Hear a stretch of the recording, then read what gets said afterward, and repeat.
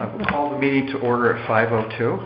I would ask if we could have your approval to amend the agenda. I would like to move the line item for potential town-owned open space property to our executive session that will be held at the end of the meetings.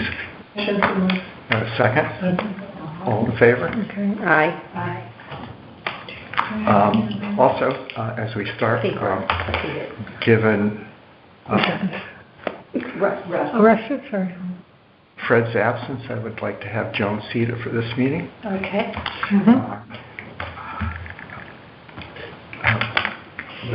Would someone make a motion to approve the minutes of the January 8th meeting? Christine, a second? Ann? Are there any comments, any corrections needed on those minutes? You're usually a good proofreader. Everything look okay? Okay, so we vote to approve the minutes. All in favor? Aye. Opposed? Abstained? The minutes are approved. And with public comments, is anybody online?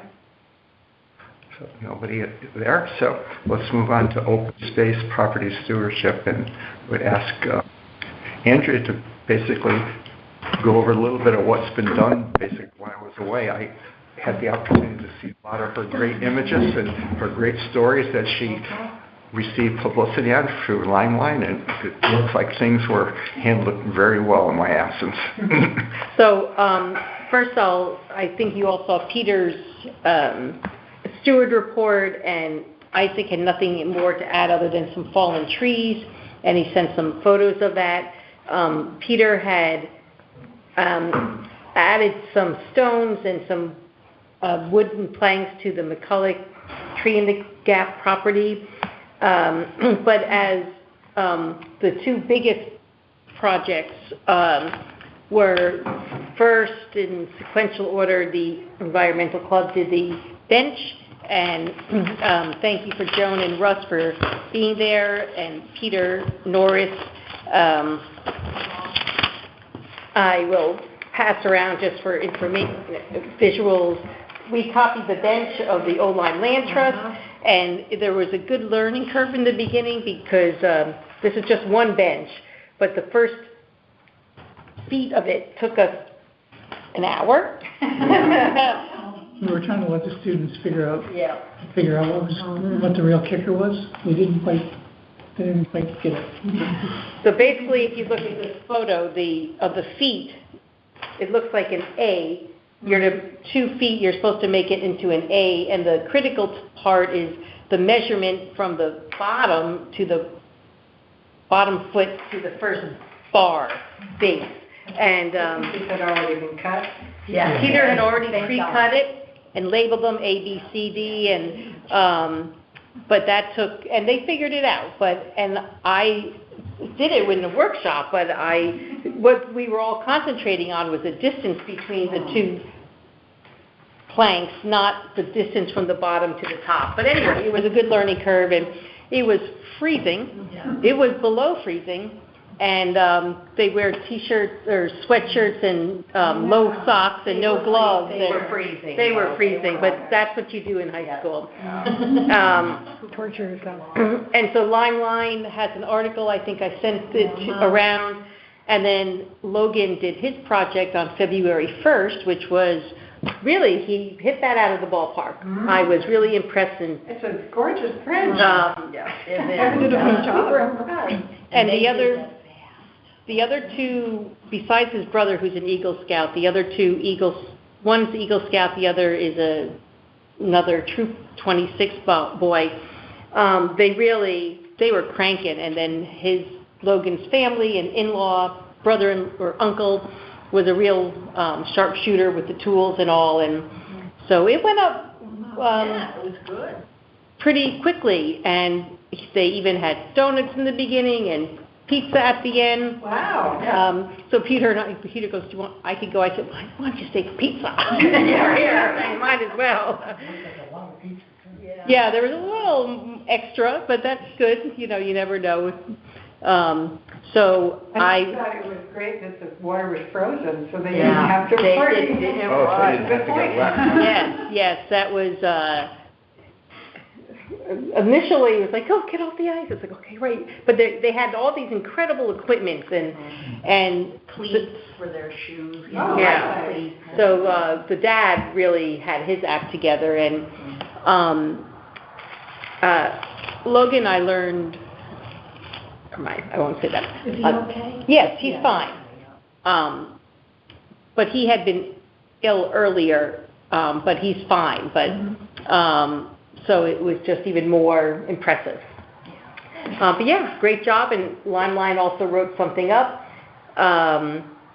And I don't have the agenda right in front of me, but I don't know if this is an opportunity to talk about the other projects that are coming up or in mind. Such as? Well, there's a reroute of the, Yeah, we can talk about it. I just want, before we go on, I just wanted a couple questions. yeah. Evan was concerned about going around corners and the wideness of the trail, getting... No problem. Issue at all. Peter and I, at the beginning, did just a little cutting and clipping of the branches. So we were the first ones there, and we had no problem doing that, and there was no damage and snafus. Their equipment, little V-wagon, was very effective and maneuvered easily. So How did they get the telephone poles to the site? Eversource dropped them off. They did, okay. But then they had to bring a, Jack. this kind of a machine, and they had Come to, along. Just come They on, used to come along? pulled it, Like a pulley, it's a pulley type mechanism? It's like a hook, Yes. and then you roll 20 it. questions in they had all the necessary equipment Yeah, they got 'em there. to raise it up, move it over, slide it onto the V cart, move it in, and then use another machine like this that was like a pulley to lift it off the V-wagon onto the two massive, beautiful locust logs that are, as wide as anyone's body here, and the length of the bridge. The bridge. Yep. And they laid them out. They measured it. It was pre-cut to be notched, and they had a locust steps that they put under the bridge, and so they connected it, and they had a spike like this, big, to secure it so it wouldn't move, not that it would otherwise. And they had a mesh on top so that it's not too slippery. Yeah. Did Eversource supply those? He did. So Eversource, through a contact of the Landrys, provided the telephone poles, Middlesex Trees, all of whom were mentioned in the article, provided the locust logs. Beard Lumber provided all the small planks to go across the bridge. Teddy provided the pizza. I think they may have bought the mesh, but that may have also been donated. I don't remember what the reference was. Did he end up did we have to pay for any of it at the end? No. Okay, that's Nothing. great. No. Yeah. Nice job, Ian. So now we're set for our first Hyper's Happy Hour. So, you may address this when you said you had additional things to talk, but now that we have experience, would you suggest we put up a second or additional benches? Was there a second bench you had thought about placing at Yes, McCullough? I had thought of a second, but I was on land trust land.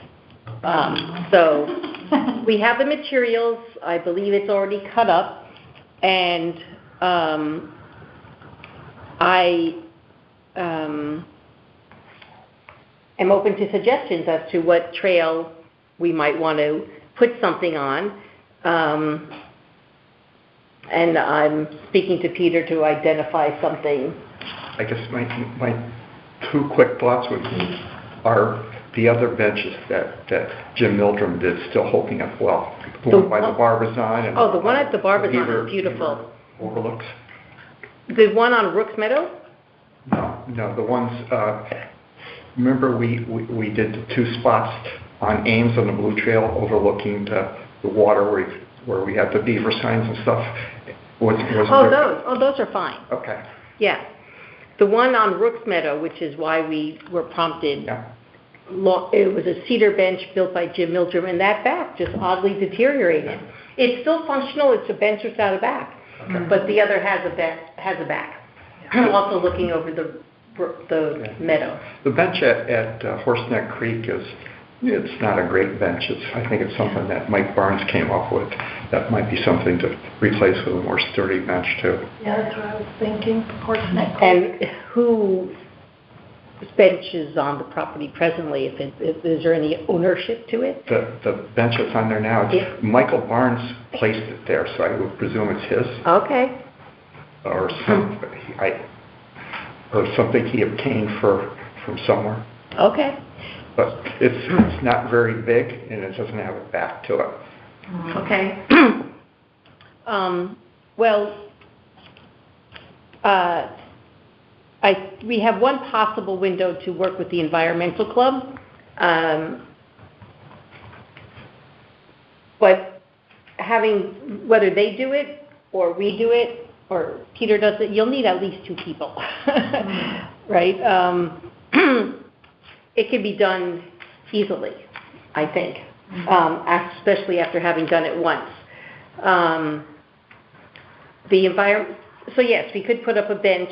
The question kind of is who, depending upon the schedule. So for March, the Environmental Club has a window, and I'd have to just look. I think it's in the later part of the month. Nothing is particularly planned, but April 5th, Tim Vargos from Stuart B. McKinney's Preserve. The one in Westbrook? Okay, yeah. Is it Westport? Westbrook, yeah. What's Westbrook? Salt Meadow Restaurant. Westbrook, yeah. She's going to come and do an invasive species identification educational program. Like, this is mustard seed, this is a blah blah, and this is how you identify it. It's April 5th or 6th. I think we're going to go with the Sunday in the afternoon. Initially it was Saturday, but the kids tend to have track. Oh, phew. So I think it's going to be the 6th Sunday at from 1 to 3. And this is for the environmental club? This is for the invasive species identification and removal project. Is that what you asked me? Yeah, so the kids are going to come, she's going to point out stuff, and then they're going to remove that? Yes. Okay. And what property is that? It's Champlain, I always confuse them. The one by the old Lyman. North. North. Shame on me. So it's going to be pretty much right at that opening at the gate where she's going to hold the identification, and there's going to be a group depending upon the number of students there, and then you can walk in just beginning on the yellow red trail by the tree, and there could be another invasive party there. So there could be further down on the path. But another, so 2 kind of projects that I would put in the front burner is the rerouting of the red trail on Flat Rock, McCulloch Farm, McCulloch property there. Evan, I know, is going to be traveling soon, so we were supposed to get together to stake out and tie ribbons around the tree for the path. That never happened this last week, so I'll have to touch base with him. I walked it with him, but it's not precisely marked where we would want our path, but there are spread pink flags for the open affordable housing. And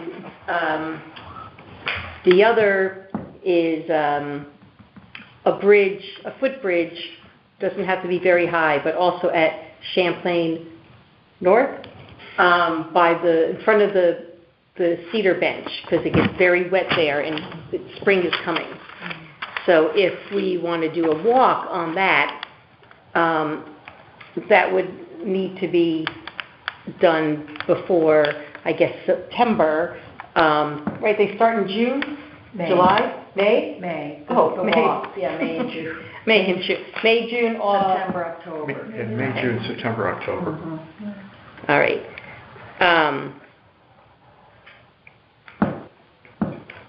Do you know who will be your coordinator for that? Will it be Mary? or- Probably me. Okay. Or Mary, like I said, I know. And I think we're kicking off this year? Sure. Okay. Andrew, do you and Joan want to work on that? Sure. So you're gonna be May and September, and we're June and October? Sure. Yeah. Speaking, I know I don't want to put you on the spot. I know you would perhaps be knowledgeable indirectly, through family connection, but do you have any sense of how the affordable housing thing at McCulloch's moving along? I believe there's going to be yet another survey, but I'm not sure why.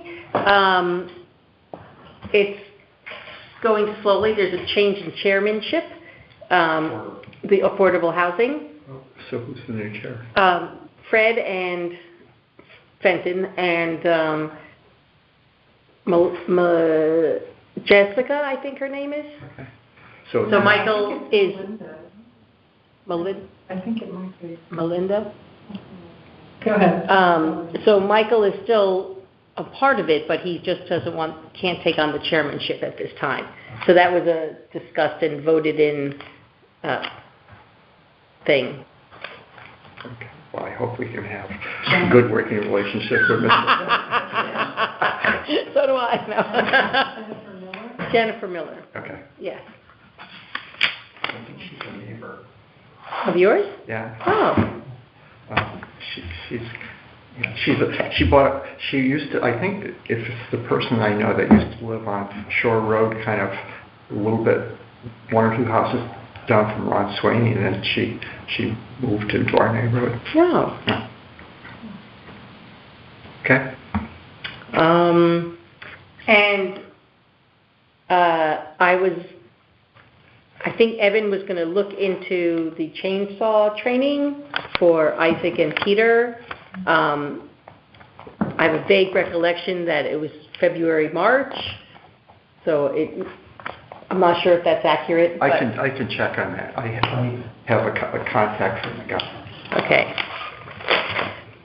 And I dropped the ball on the Eversource follow-up because of there was some correspondence with you and Martha that seemed to indicate there was some progress happening or communication, but I did not follow up properly on that. I can, do you want to still look into that, or you want me to? Not that I don't want to. I'll Not see that I what don't want to. I can see what I can find out about. Okay. I think these were So just as your note on that? I'm just finding it now. it looks like my paper. Oh, there you go, student thoughts. So the gist of that is a while ago, Peter Norris noticed some survey markings on Champlain, and he wanted to know what it was. And through somebody I know that works for Eversource, we found out the person that's coordinating this. They are taking out one section of power transmission line, and they marked the wetlands by a survey, and they're going to actually have some people on the ground, but actually move the poles and some of the other material by helicopter. So it's going to be I told him, I gave Martha a kind of heads up, there's definitely going to be people calling the town hall. So, Wow. and I think that's going to happen this summer, but I'll see if I can find out more information about it.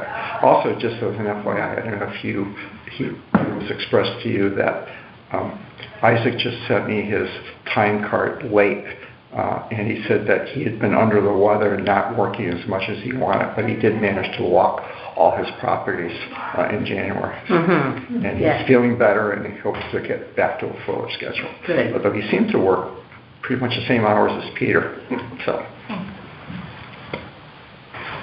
All set?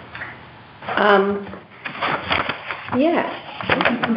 There was just some seminars or workshop that you sent my way, and Oh, yeah. but there ended up being a cost to them. Right, Land Trust Alliance, you know, they do a lot of great educational stuff, but I don't know that we need to belong. Do you guys belong to CLTA? No, I think we talked about it, and I think they decided that it wasn't worth it to do that with the, because we're in the CLCC and, that interest.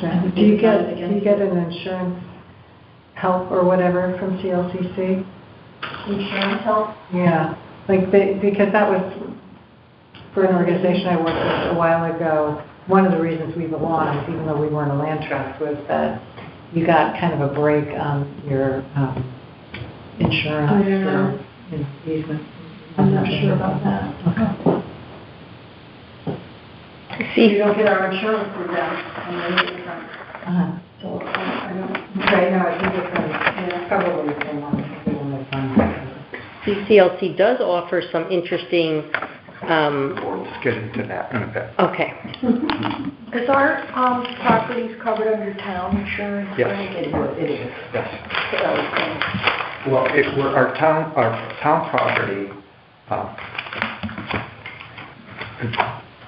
the town property has a state liability exemption if there's no revenue generated by the property. This is the main reason that we don't make it a point to say that we don't charge for the review. That was an issue when we were looking to entering a lease to have horses ride McCall property by Mr. Tevis. He gave us $1 a year as part of the lease that would threaten our state liability exemption. And we also have a town policy which covers people who are going on the property, and particularly it covers, which is one of the reasons we transitioned our stewards to become town employees. It covers their work on the job. So they used to pay $500 or $600 a year for their own policy. Now that's covered by the town policy. It was about a quarter of what they earned per year. I'm sure, yeah. I do have an important information about Mr. Tevis. He virtually is not living on the property, just FYI. And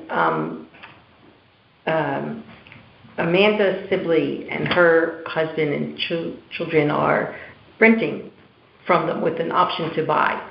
And they are engaging young, bright, local people who are very who seem to really care about the property and all, but in just an FYI that there are no horses. That's what I was going to ask. So the Tevises are not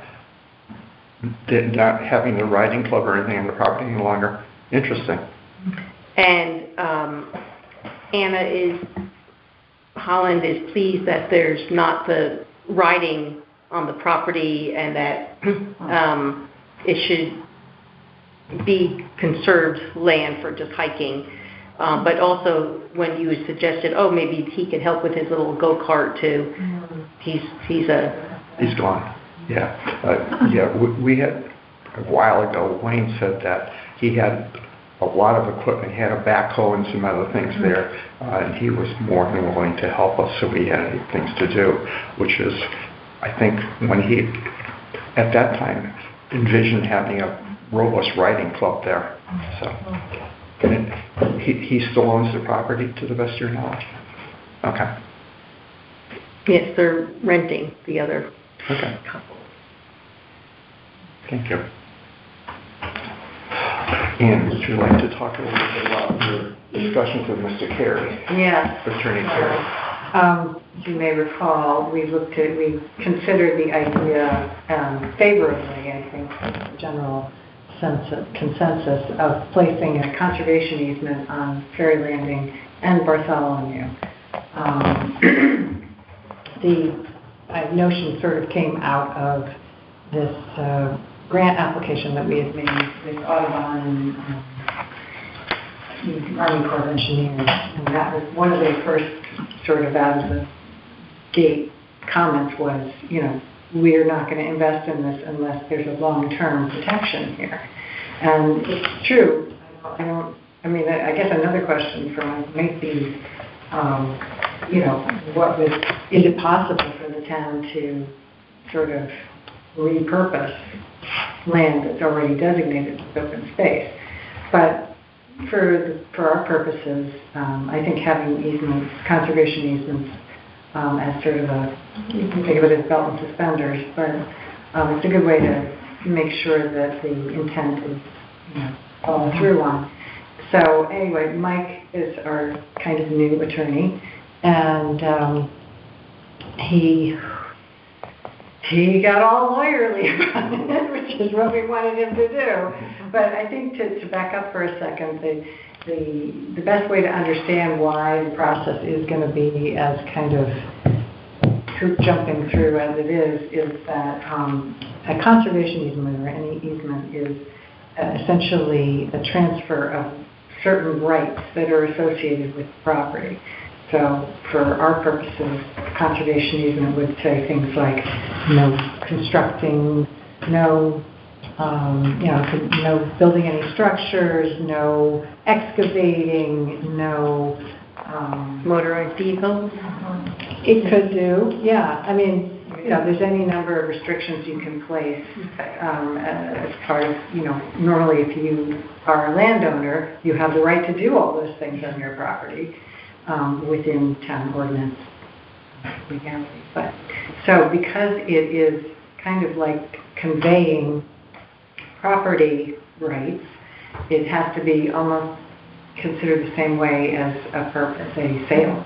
Mm-hmm. So we would have to get not only, what really surprised me, so Board of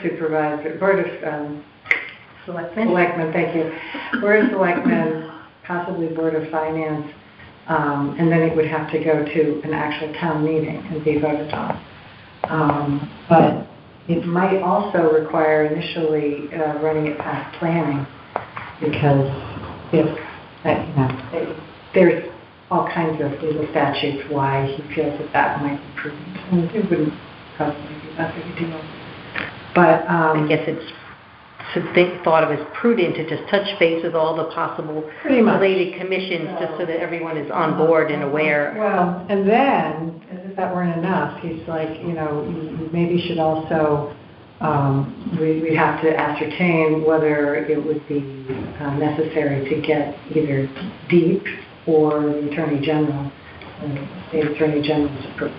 So State Attorney General does have jurisdiction over conservation easements, but I'd be very surprised if we needed their review or anything for this kind of transaction. And would CLCC actually have some guidance on this because of their? I don't know, because they mostly work with land trusts. All right, so this, okay. And we're the property owner, and we're a government, as opposed to Right. So I think it's a pretty different animal in many ways. Okay. And then he also pointed out that because you need somebody or an organization to hold the easement, and that he said we might want to look into whether we have to go through an RFP for that to select the organization to hold the easement, which, again, I don't know. that might have to do with the valuation of what those rights are worth or something, because it's over a certain amount that you need to go to RFP. So it's a lot A lot of stickier. work. Who might be one of those holding organizations? Pardon? A land trust, Yeah. for example. Only we do one. Nature Conservancy, also an option, you know. Are any of the other open space properties under land conservation? I believe most of the major properties, most of the major open space properties the town owns have conservation easements. The two particular properties we're looking at are Bartholomew and Ferry Landing. Yeah. I know that McCulloch, both Champlain's and parts of Ames are under conservation easement. Were those set up by previous owners? Pardon? Were those set up by previous owners? Yes. As opposed to the town? Yes. The McCulloch easement was set up by the McCulloch family a long time ago. And I think Steve Ames had a conservation easement. I believe he may have had an easement on some of his property. In the acquisition of the Champlain properties, somehow the state was involved. That was well before my time, and I have sketchy records on it.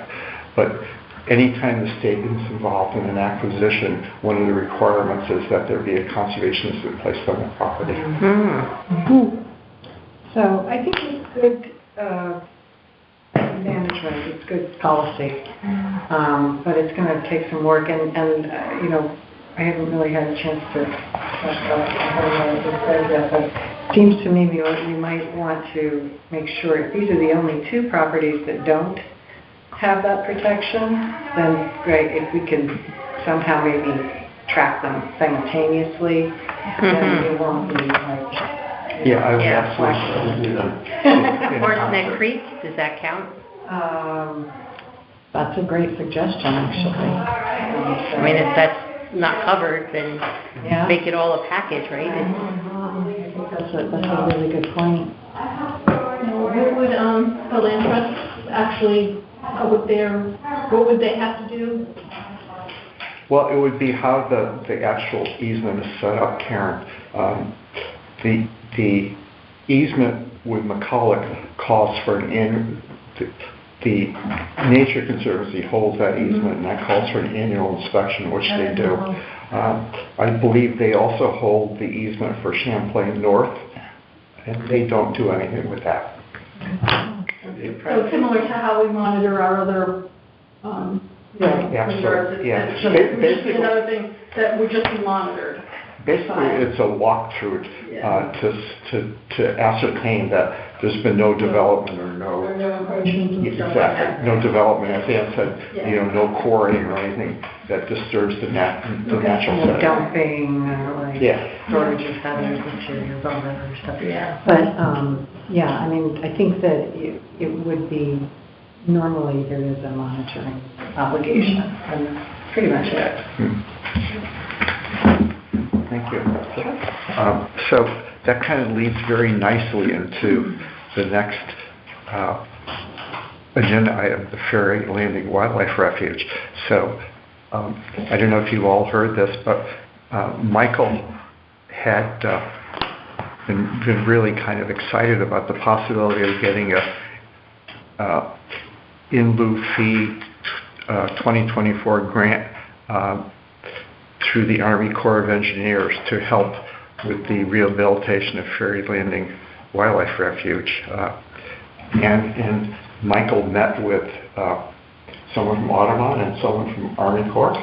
Yeah, he's not with Audubon, but Audubon has contracted him to run this grant program for them. So Audubon wrote on behalf of the Army Corps. You have a copy of that, I'm sure? I do. This was Michael Berger, Executive Director, Vice President, Audubon, Connecticut. In short, they said that at this time, we don't meet their criteria for a grant. However, it seems to be sent without prejudice, which means that if we meet some of the criteria, we may be able to return to them and see if, in fact, we are eligible. And one of the things they say on there is feasibility to establish a site protection instrument, for example, a conservation easement or deed restriction for all resource areas proposed for restoration, enhancement, or preservation. So there's actually a pretty great justification to request a conservation easement. We were made somewhat, among other criteria, made ineligible for a grant because we don't have permanent protection on that property. Oh, interesting. Is that really the only criteria? No, I was going to say, I have to add that basically this rejection letter was an outline for how to get one of these grants. Oh. Super useful. Wow. Are they okay? So they asked for, they wanted protection, they wanted a commitment to a long-term management plan. They wanted more detailed description of the area and the wetland types that were included on the property. They wanted a idea of proposed activities to enhance the wetland and buffer restoration areas, a identification of project objectives associated with proposed restoration, and that's about it. I don't think anything was There's no really real onerous reach. in there. It's just for more information. Well, what's frustrating though is that the process for this grant is you just sort of throw your hat in the ring with a letter of intent, and it's, very short, and there's sort of a formula to what you provide them with for that, and it would not have allowed for us to go into anywhere near that level of detail, which is fine. I think that, the purpose of the letter is obviously to help us understand what they are looking for. And with that, we can work on it. Do we need like a surveyor? Like how do we go about doing or taking on those tasks and being able to be in a situation where we can reapply for the grant? So I think that the two, and correct me if you think I'm off base, but the two main things that we need to do is to come up with a more detailed plan of what our restoration would include, and come up with some type of permanent protection for the property, conservation easement, for example. I think we have a fair amount of information that Nancy Merrick provided us, and we'd have to look through that and see how we can use that in this application. As Ann said, the thing that's a little frustrating to me is Michael fired off basically a perfunctory letter saying, we'd like to get in the game. And someone came out and looked at the property, and we didn't really get a chance to subsequently offer a more comprehensive... You have to be invited to do that. Yeah. So that's like, you say you would like to, and then they say, yes, you may, and then you can go into all this detail. So that's, that's what was a little frustrating. I think it's actually for the best for us to really get our ducks in a row, and it's a big bucket of money. Yeah. And then given whatever even minimum amount of that bucket is it would help you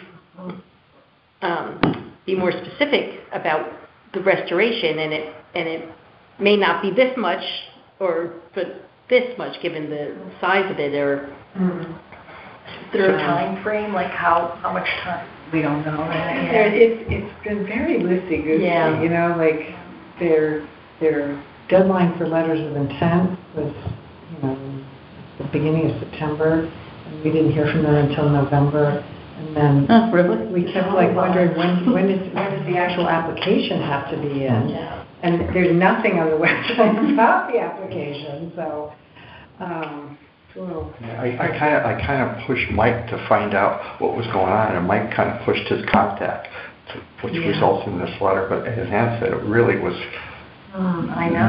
not well organized. Not very clear. But I will say one thing that is encouraging is that this is a pot of money that I'm pretty certain isn't going to go away. It's COVID. Because, no, it's money that is, it's a penalty, if you will, or a fine to people who've done a development project and have not been able to avoid wetlands destruction. So, and not been able to mitigate it or replicate them on site or whatever, and so they pay a fee in lieu. So this is money from the, you know, From the neighbor, in effect. Right, well, non-federal money. Yeah. Which, who knows what kind of federal money anybody's ever going to Yeah, get. I'm going to make a comment, and this is not political at all. Obviously, there's a lot of uncertainty about all the various federal programs, and I really don't, frankly, I'm not that familiar with the Army Corps of Engineers. I don't know if that's in the Defense Department or where that is, but... I don't know Yeah. either. I know we did work with them at the museum. I'm pretty sure they had something to do with our new deck after, you know. I think they're in the Department of Commerce. Okay, we are, the Gateway Commission, and I also is working with them because, I don't know if you've seen the articles, they are attempting to do a pretty comprehensive assault on hydrilla in the Connecticut River. They've been putting these dyes that flow down the river so they can see how the currents and everything go, so. The Army Corps does that? Yeah. Yeah. Just out of curiosity, since it's a penalty payment, is the pool available to us only from penalties in Connecticut, state by state, or is Good it? question. It's watershed based. Okay. So this pool is, that we would be eligible for, is for the Connecticut River watershed. But there's also pools for the other, excuse me, the other watershed. And pun on pools. Otherwise, it's all. Bigger pool, actually. Yeah, it's a big river, so. So there's two issues about Ferry Lane I want to address. Number one is we need to, again, in line with what they're asking, is to kind of develop for our own use and potentially to share with other people, maybe grantors, what our future plans for that property is. So just as an FYI, and in my absence, arranged for Pond and Lake to apply for a deep permit to do a final spraying this fall. And we have the monies, I hope we'll have the monies, because we have to ask them to be, once again, carried over monies to do a fall treatment. And that is the end of the money that was appropriated by the Board of Selectmen and Finance. So we'll have to, Pond and Lake seems quite pleased with what the mowing and spraying has done so far. The Phragmites seems to be really dramatically reduced. But I think we need to think about what's the next step. And then that kind of leads into, I'll let Ann talk about it too, is the trees. Right, well, Andrea alerted me to the fact that there were several blowdowns on Ferry Landing, that one of which may have damaged one of our saplings, but fingers crossed. It has happened before, and they seem pretty resilient, you know. But so it appears that, I mean, there's a lot of intense storms that are taking trees down all over the place, but I think it's probably not too hard, not too big a leap to make, to say that when we killed these trees, the Ailanthus trees, and left them standing, that they're obviously going to be more susceptible. And we do have carryover funds that I would really like to use for some significant tree work there, which could help us out a lot if you do then decide, it's sort of part of the decision-making process around, are we going to keep planting? Are we going to have more natives? Or are we going to just try to protect and maintain and keep the briar rose and the other species from consuming what we have planted already? But, we still haven't really resolved a couple of the major challenges with planting there, one being water, and the other potentially, manpower for the watering. Right now we have, I think we've covered the need there pretty well, but I think it used up a lot of hours for Isaac. And when we're in a drought, it's relentless. How's the sun, like, those trees that, obviously, those invasive trees that we're killing, if they are falling, right? Like, obviously, the good stuff that we've planted needs sunlight, so maybe we get rid of those other trees because the ones that have fallen. I don't know if there's any advantage to keeping them there, really. No, well, there is, and if Evan were here, he could speak to it. Yeah, very no, eloquently. there's critters that probably love to Right. hang out in there and. And, and then, so the question is, do we want to have the ones that are dead but still standing, taken down and left there? It's a conversation. Yeah, that's why I was hopeful that Evan would be here, and unfortunately Fred is not here. I kind of look at them as our two arborists, so to speak. And so the question I have is the trees that have fallen down, if they're not a danger, if they're just leaning down, do we just leave them? And the trees that are still standing, if they're brittle, we take them down and then just leave them. I know Evan is a big proponent of there's as much life in a dead tree as there's in a live tree, and to leave it be. Well, it's going to be a lot of lumber, though, ultimately. If we were to take additional trees besides the ones that we've already girdled, it's the predominant tree on the property. Yeah. And, when you open it up, the canopy, you're getting, yes, it's good for what we planted, but it's also lots of sunshine for mustard, garlic mustard and all the kind of things you really don't want. Can I ask you a question, Ann? When Deep took down some of Atlantis trees, what did they do? Did they shred them and take them completely off? They must have. There's nothing on site, not even like 5, 6 or something.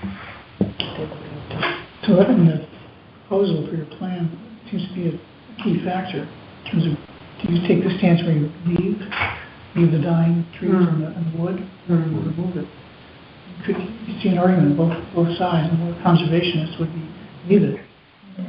Yeah, I think ultimately, it's not a big piece of property, and if we've got 40 dead trees lying around on the ground, it might become a little bit of a problem. But, I would certainly be in favor of leaving as many as is practical. Because we do have to be able to get around if we're going to, continue to monitor the property and, even if we're just maintaining what we've done so far. One question on the Phragmites too. So it's done well. What's the timeline for reemergence? What's the risk for reemergence? It's a great question. I don't think it's something that's a standard. Some will come back every year, and if you can get the good guys in there to sort of establish, it's just sort of the same principle as what we're doing on the dry land. Yeah. If you can sort of crowd them out with good guys, then they will be less aggressive, but they will come back. So again, that's maybe a good point to apply on the grant proposal. If you've had success, how do you make sure that success is maintained? That was a point that when we visited with the folks from NERD, the research station, they said, you have a gap in the ecology here that's going to be replaced by something. Right. Cattails, whatever would be appropriate in there. But we've had some volunteers, some native volunteers showing up, which has been really exciting. And so that's another thing we can say, look, we've done this and this is what's coming back, what's in the seed bank, as they say, both on land and, in the marsh, in the wetland area. I have 2 comments. One, I believe CLCC, without jumping ahead, but offers board development workshops where they could come to our board meeting and present on a certain topic. And one of them is forest management, like what it's about and what it would involve, and then I think have a site visit and have somebody on site to help in evaluating what that is, to facilitate a grant or something. So that may be something that we could look into. I actually think they have one of those coming up. I think we remember seeing an email. On forest management in particular? It's a pretty intense workshop. It's pretty long. I looked at that a lot last year. Ah, So you could just look at it. yeah. It's pretty intense, actually. And then there is a company called AZ Tree and Timber, who it's a young man who has his license and like a 19, 20-year-old young man, who lives locally and might be a good contact to discuss the tree work. I don't know,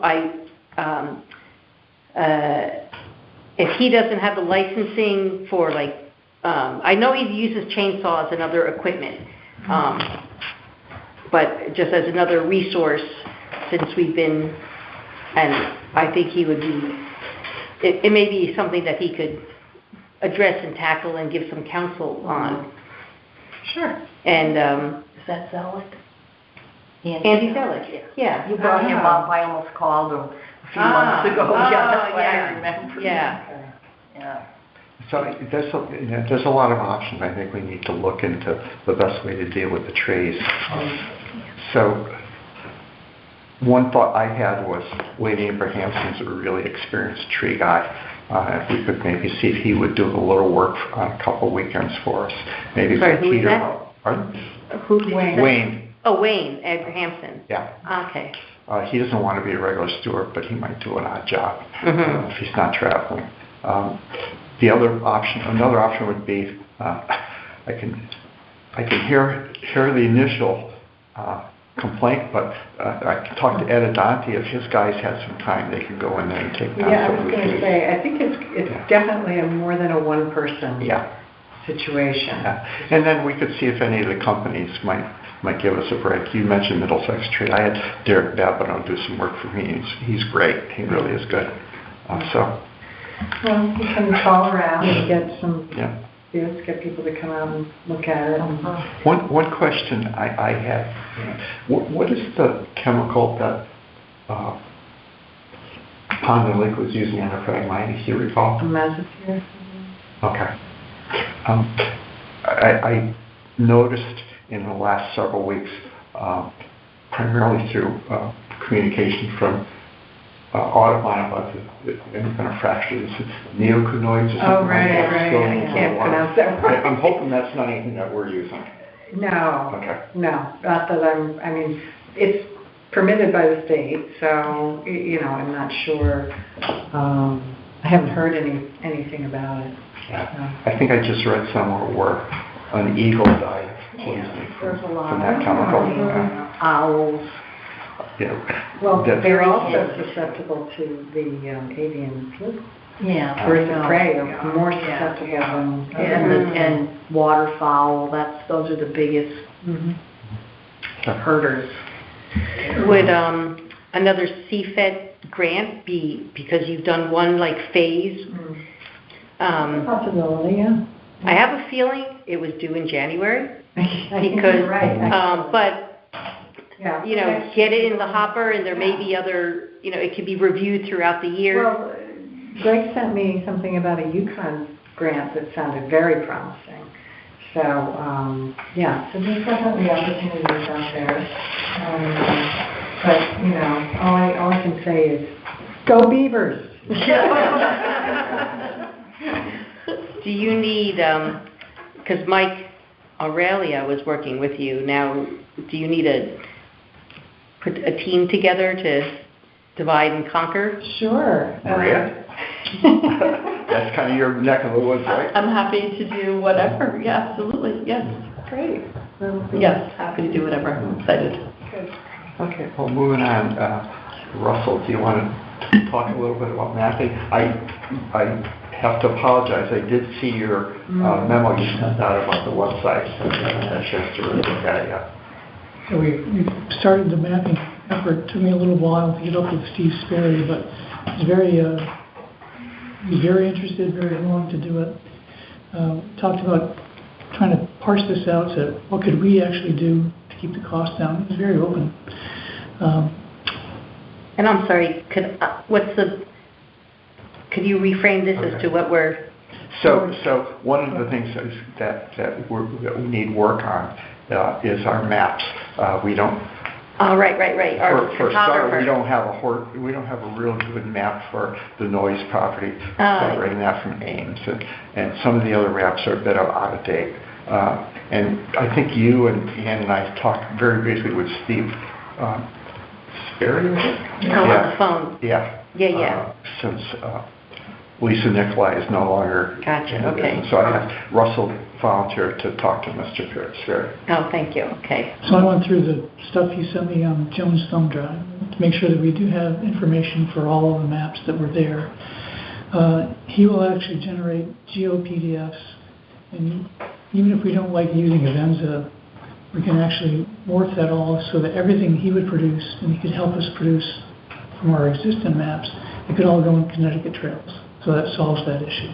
Oh, nice. Based on how we can actually go forward from him. He can actually come and walk trails. His geospatial equipment is accurate to within 1 meter. Jeez, So wow. if you have, and if there's not very much cover, it can be up to 1 foot, or as close as 1 foot. Wowee. He walks. He commented, I sent him our, says go to this website, go to this, to check it out before we talked. And he recommended actually thinking about mapping more accurately some of our properties that have trails right along the edge, right at the boundary line. And we have a number of those. Champlain's have a number of them, they're very close. Because he was working with another land trust, and they were getting a lot of problems with people complaining of trespassing. And people were thought that the trail was actually on their property. So that was one thing, so we can think about that once he gives us some information that we can actually look at. So he's putting together a proposal. He can do larger maps to put on our kiosks. He can do a variety of different things with the maps themselves. We can put in contour lines. He has a process where he can actually give us we can walk a trail and say that's hard or easy or difficult. That doesn't mean anything, because it depends. You have to have some kind of criteria to judge against. Right. He has the criteria to do that. So if we want to actually go through and say this is of all our trails, this is medium based upon some standards. He told me the standard, I can't remember what it was. I thought that was actually very useful, because that's something we talked about. Yeah. When I've done some of the trails, we have some steep spots, but they're probably not difficult trails. Right? We have very little elevation change in reality. And we have very little true kind of hard to handle steep spots. There are some, if you're older, you probably can't. I'm going to elect not to take that. And I think some of our descriptors in our maps on the web pages do that pretty nicely. And I think we can go through and look at those and be a little more consistent. I think McCullough, I don't know who did it, but has the color of the trail and says a little bit of a description about the difficulty of the trail. And I think we could do that once we kind of get into this project, more so with our work as well as Peter and Isaac, to help to kind of define that and do a little more descriptive write-ups on the web pages. Apologies for my voice. This happens to me every year. It used to be only once or twice a year. Now it's 5 or 6 times a year. So, but In talking about the difficulty on the trail markers in New Zealand, they don't tell you. They tell you the roundabout, rather than the distance, because miles, kilometers, it doesn't always register. They'll give you it in time, 30 minutes. 45 minutes, 60, 30, I thought that was totally brilliant. I mean, and it's based on... Assuming you're walking at the same pace. Well, it's an average pace. So, like, if you go out for one of the hikers' happy hours, I mean, minus the fact that you got 25 people in a row, but, a mile is about 15 minutes, more or less, let's say. Not in the- Well, not in the woods, okay, but whatever, it's a pretty accurate, anyhow, I'm not sure how it was paced off, whether it's, someone of your height versus mine, right, our faces, but I'm a fast walker, you may have longer legs, but I can keep up, that kind of thing, but anyway, I just thought that was an interesting, if that's Yeah. a possible addition. So I but- spent time with the Maasai in Africa, Oh. and they walk easily 15, 20 miles a day. Yeah. Their walk is a trot for me. Yeah, and there's a reason why the Kenyans are great marathoners. Yeah. They walk huge distances and they walk at altitude because Yeah. a lot of the places they were walking were 7,000 feet and they just tear along, tall and lanky and Yeah. very athletic. Yeah. So I do think, we're not going to have difficult trails. We're going to have trails that are a little more difficult depending on who's actually walking them. But One point I make, Russell, is I have no idea how our trail mileages were ever compiled. I talked about that too. And I'm not sure I trust them 100%, frankly. So he can actually, once he knows the boundaries, he can actually use satellite imagery and LiDAR output. So he can actually find the trails. Connecticut trails, people said the same thing. The trails are used enough, they're there, you can see them, especially when the tree cover is down. Not knocked down or cut down. He had the same comments as Connecticut Trails folks about all trails, because it's open source and anybody can go in and kind of redo a map, redo a trail piece, and then maybe outside your boundaries, so that was an issue. So he said we could actually use all trails to, again, walk the trails and re-update the length, and he could adjust that and make sure that they were correct. Wow. So he's very knowledgeable. Yeah. And the other thing I promised to do was to go through the website and the view of hiking and trails. And I sent you to the comments, but I think our website's in pretty good shape. It's kind of repetitious between the open space, old line, there's open space, land, hiking, and old space and old line. Three sites within our landing page is the Open Space Commission from the town's website. So the landing page means that's the first thing you end up on the click, right? Some of the clicks, some of the list of links on the left-hand side, which is kind of your menu, are different. They're not consistent. There's a number of, we actually have Lord's Wood, Lord's Meadow. Some have connections, some have nice links, even to land trust items, and some don't. So I think there's some work there that will fall into place that we can decide over how you want us to do that, or want me to, other folks to do that. But I think there's a substantial amount to just kind of clean up our websites. I think there's some very nice discussion. There is repetition, and I think from ease of use, if you go into the website once and you come back and want to look for something else, you may not find it easily unless you really It's very the website. disjointed. Yeah. Yes. The architecture, I take no credit, no blame for the architecture of the site because that was unfortunately done when the town revised the whole town website, overall website. And a lot of unilateral decisions were made by the small working group that did that. We never really went back and kind of So I think reorganize we it. can do that as we get stuff from Steve. By the way, our QR codes on any of the website pages do not work. You get a... Yeah, we figured that out. The first That was one of the- So that's and just, I'm going to be gone for almost 3 weeks, but he's going to put together this package of examples of what he's done. We talked about some of the things that you showed me on his Facebook page. You can see some examples of what he's done. He's very busy at the moment. We had two main projects, he said, but there's no problem picking things in. So I think he was very, very interested, very knowledgeable, kind of anticipated the questions I was asking from our discussion based on what he saw and what he thought we really wanted. So Do you have a, go ahead. Did you Was there any discussion around like how to sort of get a menu essentially from him that he could price out? That's what he's working on. Okay. He's doing like a That's right, that's my proposal for question. different kinds. Yeah, it may not be exactly what we need just yet, but it'll be a first pass. Mhm. And I think once we get Just that, to give us an idea. then we have an idea how to reply Right. back and say, okay, what about this and this? Right. So Good. he's doing that, and I said, I'm gone until the 10th of March. He said, I'll send it to you right after that, so.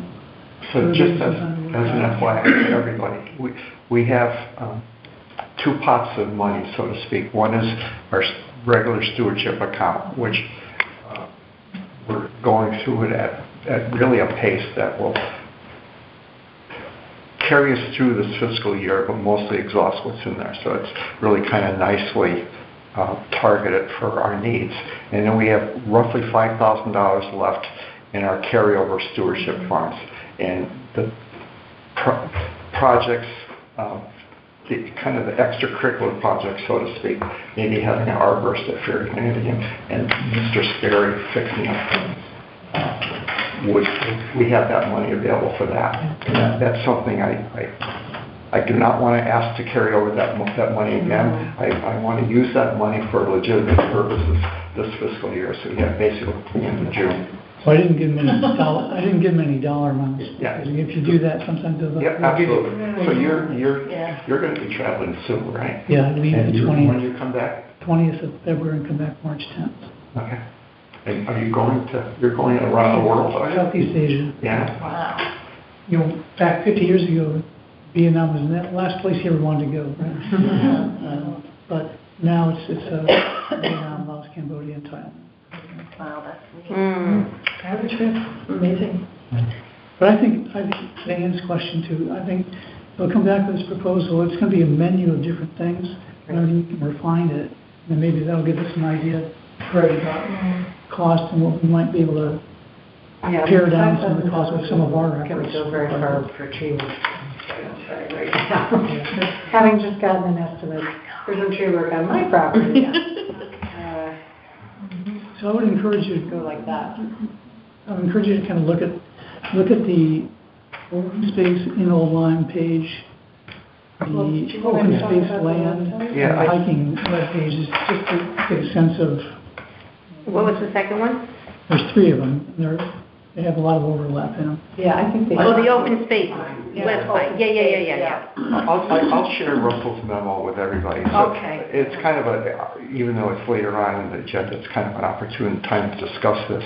So Ann and I said we would go work together and work on the website. I have a lot of ideas on how to fix it and reorganize it.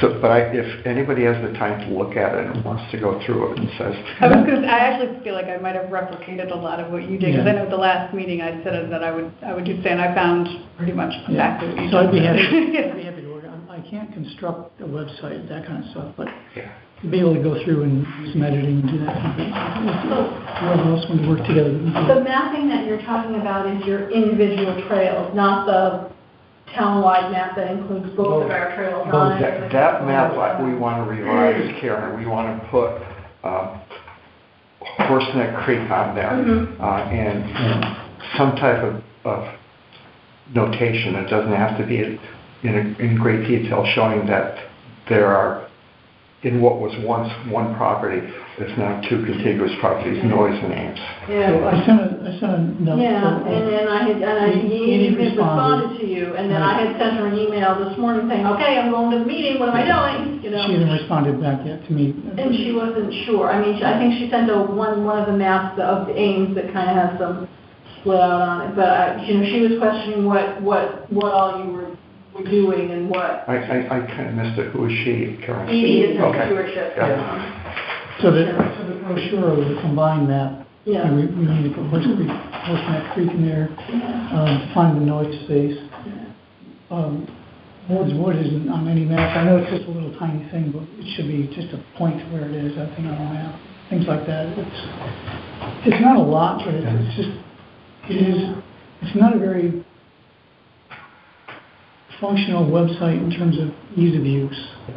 And what about when new property is acquired? Can that be easily, Yeah. You can use the GIS to overlap and then correct as necessary. He said unless you want a high level of detail, then you'd have to come map it, so. And at this point, we haven't had any acquisitions since the last time this was done. We've got one coming up. Yeah, when are you guys are you close on Eklund? No. So you're waiting for the grant money? We've been approved for the grant, but now we've got to do the work after before they actually give you the money. So we're into like the surveys and all that stuff. So now your property, will you eventually add to that, use the trails in there? Just so everybody knows, I'm talking about this Yeah. combined. Yeah. I asked him about that specifically. I said, this is only for open space, not land trust, unless we actually communicated with him. Right. He said, yeah, he could just make the changes and the adjustments that we're talking about on this without changing anything. Yeah. Just as an FYI, Karen, I have Ed Zebrand's files for that publication that he used when we did that last. Okay. I think they're InDesign files. I don't know if Edie can use that. Yeah. Like I said, so I don't know, at this point, I'm not sure what the land trust is, we're not.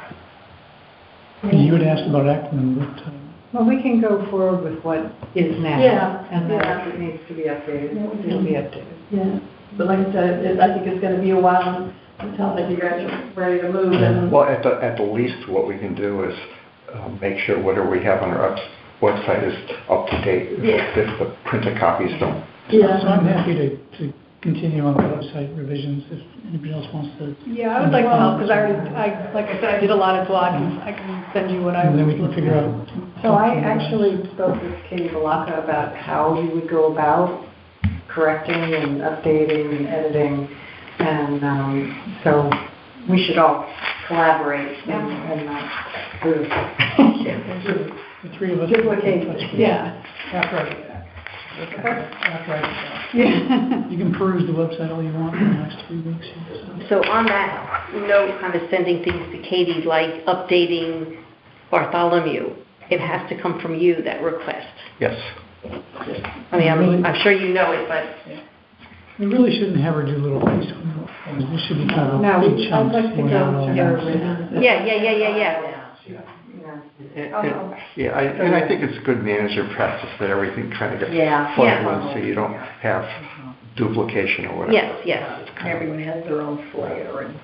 yeah. And Katie does the best she can, given all the demands she has. She used to be able to try to do web stuff whenever you gave it to her. Now for a while there, she had her website Wednesday, and sometimes she can't even do that. So, but she's, I find her great to work with. I'm sure. Yeah. No, I'm not.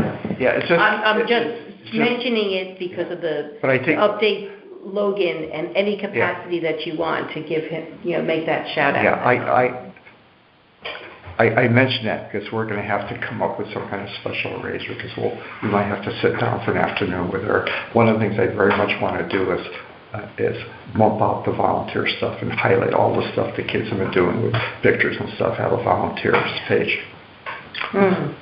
They deserve the recognition for all the help they've given us. Such good work. Okay, so CLCC. It's interesting that we've been talking about forest management and board improvement and stuff like that. We were a member of CLCC. However, I'm not quite sure when this happened, but there has apparently been a reorganization within that structure. So I wrote to Christina Hayden because in my other hat, I managed to get Gateway to give them $1,000 to help sponsor their conference. And I asked her about discounts. She says, as you may know, CLCC has restructured its membership program. The significant change is that organizational memberships are now limited only to land trusts. As a result, discounted conference registrations will be a benefit only reserved for land trusts with active memberships. Unfortunately, CLCC is not able to extend any discount to municipalities. Well, municipalities are no longer eligible for organizational membership. We continue to be grateful for any contributions towns may wish to provide to support our work. Did that happen at the end of last year? Or the beginning of this year? But if you want to give us money, we'll take it. Exactly. Everyone That else. was either late 2024 or early 2025. Okay, So, do you know Christina? yes. So she apparently has moved out of state and is working remotely, and I'm not sure how long that's going to continue. And they have hired Brett Thompson as their operations manager. Now, I know Brett from many years ago. He has been with a number of arts organizations. He was the deputy director of the Connecticut Humanities Council. He was the deputy director of the Hartford Arts Council under Kathy Malloy. He's been involved in a lot of arts organizations. It's a little bit of a change for him to go into conservation, but I know Brett. And so I'm going to kind of contact him and find out what the deal is. But I would suspect, unfortunately, that we're not going to have the opportunity to use a lot of their services. It sounds like they're, for whatever reason, whatever philosophical that they My decided. question is, that if we're not eligible for organizational membership, what, each one of us would have to join as an individual member? Like, that doesn't make any sense. No, I think what We they're just not doing is want it? they're saying, Really? I think they're saying they're going to be a land trust organization, period, Wow. which is So interesting. the land trust members get discounts? So is anybody, if everybody... Could we be join the land trust? The open space? What makes one a land trust member? Yeah. I think I'm a member. I mean, I contribute to you guys yearly. I was gonna say, you're a member if you, send us your, So if we want to attend the conference, should we contact you? I used to be, I got her. So the other thing I wanted to mention is I had talked to Fred to just kind of get a sense of him about, and maybe you could opine on this, Maria, would Board of Finance be upset if we picked up your registration for a number of people that wanted to attend? Fred didn't have a problem with it. It was like he could view it as continuing education. However, I was kind of also taken aback that I don't recall what the past registration was. Do you recall? 75, I I volunteered, so I didn't pay. think. It's 100 this year. 110 this year. I think it's close to doubled, Joe. I think they close to Yeah, doubled it. yeah. I think it was. Yeah, 'cause I know it wasn't horrific last year. Yeah, I think it was in the didn't go, but $65 range. Yeah, Yeah. yeah. So that's So, a lot of money. But you get breakfast and lunch. So, I know you're involved in it, I'm not. I think I'm away for it this year. I don't think I'm around for it. how do you think finance would view us spending $500-600? I think it's fine. Yeah. I think it's for continuing education, and it's appropriate for what we're doing, so I think it's fine. So I will ask all of you, if you're interested in going, let me know so I can kind of have a count. And if you are going, are you going to volunteer again? I haven't responded, but I would probably take that route. Okay. Basically, I escort people between the buildings and take notes in the class or say, oh, I got to get a tech person. And I got a registration from Gateway as a sponsor, so 2 of us are covered anyway. Okay, so I will volunteer then, I guess. But Just to that point, like, just what you said right there, I think is a completely agreeable and, I think it's fine. Yeah, I mean, the conference is still, I'm still trying to pull together a workshop that we've been organizing on invasive plant growth, but I think it's one of the better opportunities to learn about what's happening in conservation and to meet a lot of people who are doing exactly the kind of work we're doing. So It's so interesting because, as we with the Old Land Trust, I mean, I would imagine that there's many places in Connecticut and where there's the town and the land trust are working together, Lyme for sure, Oh, yeah, for sure. They like monitor each other's private easements or something. they're intertwined, where the town actually uses the land trust to steward its own property. So it just seems very strange to me that they're kind of like... and they have different cutting law. I mean, a plain citizen could go on the town property. I've worked with Amy a lot. I saw she was happy to hear from you. I'm gonna give her a call and say, what's up? Yeah, I would definitely. I think So the tickets are 110. Yeah, they are. Looking at the email. If you can find something out, Karen, let me know, because I've had 3 people ask me. Okay. 110 is the early bird. Yes. And Well, I don't know what the how far in advance is the early bird open? I should mention, And if you're a member of Old Lyme Land Trust, do you get the discount like last year? Anyway, while she's looking, if anybody would like to attend, send me an email and I'll It's the 26th, right? Is that the date? The 23rd. Is it March? Oh, March March 22nd. 22nd, Saturday. March 22nd at Wesleyan again. Yeah, the problem is I teach, I can't even get up there until afternoon. It's like. So you don't have to you don't go to everything, you just pick certain You- seminars? you Which can't- I've done in the past. You can't go to Yeah, everything. There's various tracks, and they usually have Yeah. I don't know, anywhere from 4 to 6 concurrent panels. Just like the flowers. And there's a keynote speaker. Early bird, go through February 22. Okay. Okay, a couple of weeks. That's okay, it's coming up 10 days. Yeah. Until February I would like to go to. 22nd? It's the early bird. So if you write to me about your interest in going to CLCC, if you would also write to me if you are able and are willing to attend the FOIA workshop, which is going to be on I'm on the board. Wednesday, February 26th. Yeah. Andrew, you already indicated to me that you would attend? I did too, I Okay. said I was, yeah. Okay. Isn't that the date of the, And Russell, you will be traveling? Yes, it is, it is. That's crazy. What is this thing, Dave? The Halls Road Halls Road Board meeting. It's the same time as that? Yeah. Are you kidding 7 me? o'clock? Or is Wait, that- the same? No, Halls Road is the 27th. Oh, I thought it Yeah, was so a Wednesday. You're right, Halls Road is. Halls Road is Thursday, the 27th, and the FOI is Wednesday, the Yeah, 7th. she chose a night that was gonna be good for all the clerks and no meetings and everything, so I think it should be open. Okay, yeah, no, I thought it was the 20th. I'm gonna go. Wednesday Okay. last time. Yeah, Wednesday, the 26th is FOI. Do you let Katie know separately? Suzanne? I did, yeah. Your name in. I did. I I can let reported to Katie her. know that you're No, I interested. already told her. Okay. She knows I'm coming. I think it's really helpful, and the other thing about it is beyond basically talking about the FOI guidelines, someone from the state addresses that, they usually have a little segment where they talk about what's happening in the town, how they're going to talk about accessing a town hall and all that stuff. Yeah, new keys. Just the note for tomorrow. Maybe we'll get keys that work to the doors. That would be great.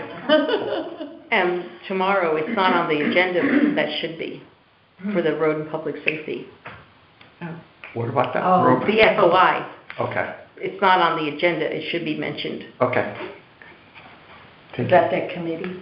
The road and public safety, yeah, because everyone's a newbie, a lot of newbies on that. Yeah, good point. Okay. The only other thing I wanted to talk about briefly, very briefly, before we go into executive session is that I wrote to Pete Weiss at Rockfall Foundation. We had a little bit of money left over for our Horseneck Creek grant, and I said, hey, Peter, what's up? He says, the grants committee has not looked at that yet, so we don't have a decision, but I will see if they can get back to you as soon as possible. So I'm hopeful we'll get approval to spend that additional little bit of money. I wrote to Pete again. I said, you know, Pete, we were really careful with our budget. We did everything we could most economical way, and I hope you'll consider that and let us do more on behalf of both you and us. So at this point, I'd like to ask if someone would make a motion to go into executive session. Second. Awesome. Okay. So if you could, Nope, say goodbye to the phone. you have the time? 6:26.